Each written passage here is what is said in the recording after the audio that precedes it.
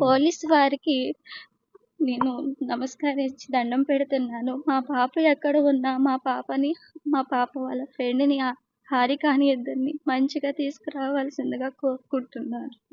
మీ అందరికీ నమస్కారం. పోలీసులు దయచేసి నా పాపని నాకు అప్పగిస్తారని నేను కోరుకుంటున్నాను. వెంకటరమణ. మా పాప పేరు లక్ష్మీ దుర్గ. మా పాపమ్మటి వెళ్ళిన అమ్మాయి పేరు హారిక.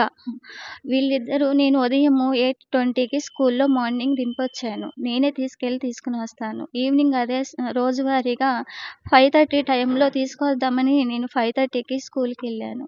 స్కూల్కి వెళ్ళిన తర్వాత మా పాప స్కూల్లో బ్యాగ్ ఉంచి వాళ్ళ ఫ్రెండ్స్ గల్లీ వైపు వెళ్ళిందని చెప్తే ఆ ఫ్రెండ్స్ని తీసుకుని వెళ్ళి నేను కూడా ఎతికాను. అక్కడెక్కడ లేదు. తర్వాత ప్రిన్సిపల్ మేడంకి వాళ్ళ స్కూల్లో క్లాస్ టీచర్లకి అందరికీ తెలియపరిచిన తర్వాత ప్రిన్సిపల్ మేడము, వాళ్ళ సార్లు, వాళ్ళ మేడమ్స్, క్లాస్ టీచర్స్ అందరూ కలిసి అదంతా CCTVలో వెతికించారు. వెతికించిన అనంతరం ఎక్కడ తెలియలేకపోవడం వల్ల మేము పోలీస్ స్టేషన్కి వెళ్ళి కంప్లైంట్ ఇచ్చాము.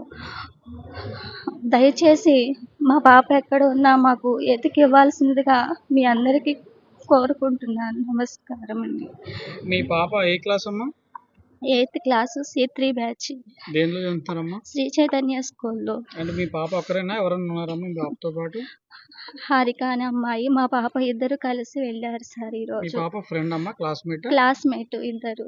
హారిక ఎవరి మీద ఏ అనుమానాలు లేదండి.